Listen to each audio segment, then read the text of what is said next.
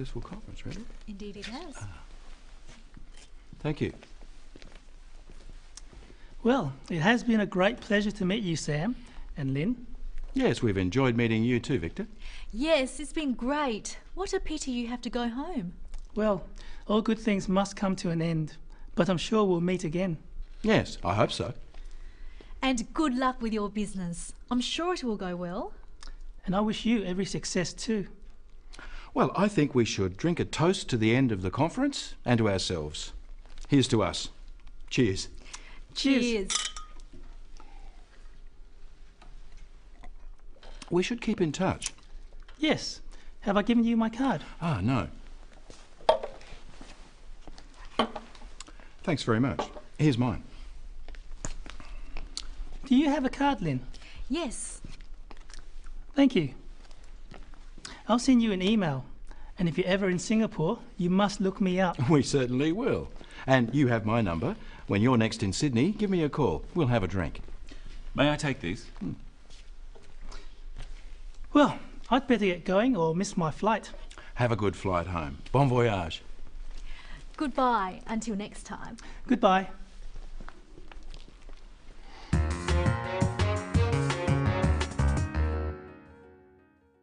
For the final program in the series, we're looking at some of the phrases you may use when you're saying goodbye to someone, either for a short time or a long time.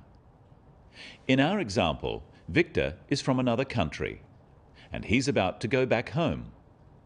At a conference, he's met Sam and Lynn. It has been a great pleasure to meet you, Sam and Lynn. Yes, we've enjoyed meeting you too, Victor.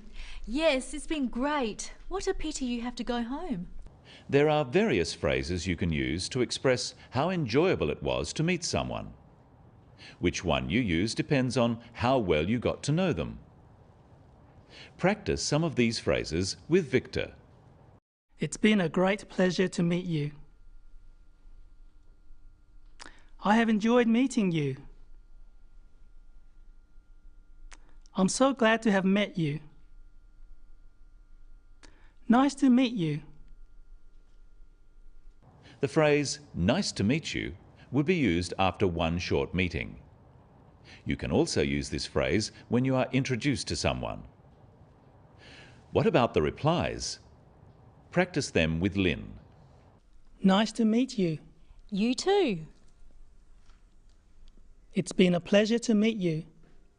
And you. Glad to have met you. Glad to have met you too. Notice that the reply should match the statement. So if someone says, "I have enjoyed meeting you," the reply can be, "So have I." If someone says, "It's been a pleasure to meet you," the reply can be, "A pleasure to meet you too," or just, "And you." Victor also says, "I'm sure we'll meet again." Here are some useful phrases to do with meeting again. Practice them with Victor. I'm sure we'll meet again. Hopefully we'll meet again. I hope we'll meet again soon. Notice again here that the reply should match the statement. So if someone says, "I'm sure we'll meet again," then the reply also uses am. So am I. After the statement, "I hope we'll meet again," the reply should be, "So do I."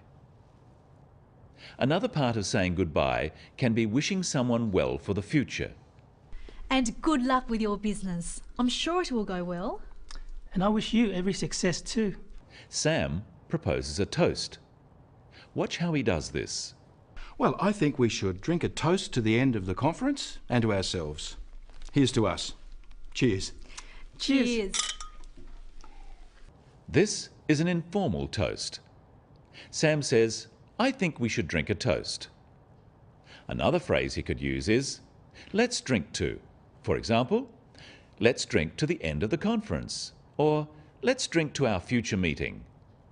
Then they clink their glasses together and say, "Cheers." Here's another version of the toast. Let's drink to our next meeting. Our next meeting. Cheers. And of course, the toast doesn't have to be alcohol. It can be any kind of drink. The next part of their conversation is about keeping in touch or keeping in contact. We should keep in touch. Yes. Have I given you my card? Ah, no. Thanks very much. Here's mine. Do you have a card, Lynn? Yes. Thank you. I'll send you an email. Repeat the phrases after Sam. We must keep in touch. We must keep in contact. Here's my card. Would you like my card? Do you have a card? The next part of their conversation is about meeting again. Listen. And if you're ever in Singapore, you must look me up. We certainly will. And you have my number. When you're next in Sydney, give me a call. We'll have a drink. To look someone up just means to arrange a meeting. When Victor says, "You must look me up," he is inviting Sam and Lynn to meet him if they are in Singapore. This is more of a social invitation than a business one. Using the word must is not like an order here. It suggests that Victor will be very happy if Sam sees him in Singapore. And in the same way, Sam says, "Give me a call," to Victor. It sounds like an order, but in fact it's an invitation. It's important to get the intonation, the way you say it, right, so that it sounds like an invitation and not an order. You must look me up when you're in Singapore. And if I don't? I'll never speak to you again. Practice these kinds of invitations with Victor. You must look me up next time you're in town. You must come and see me. Why don't you give me a call when you're in town? Ring me if you're in town. Finally, let's look at how the three friends say goodbye. Remember, this is a semi-formal situation. Well, I'd better get going or miss my flight. Have a good flight home. Bon voyage. Goodbye until next time. Goodbye. There are a few ways of saying goodbye, but the simplest and best is simply goodbye. Sam says bon voyage, a French phrase which is also quite common for someone who is travelling. Now let's review and practice some of the phrases we've learnt today. It's been a pleasure to meet you. I'm sure we'll meet again. We must keep in touch. Give me a call when you're in town. I've enjoyed meeting you. I wish you every success for the future. May I give you my card? Best wishes for the future. I hope you have a good flight home. The language you use in each situation may be slightly different depending on how well you know the other people and how friendly you are with them. If the situation is social and you have become quite friendly, you may use slightly less formal language. But it's important not to forget the usual expressions of good wishes, such as for a good flight home, and to say how you've enjoyed meeting the other person. But don't go too far.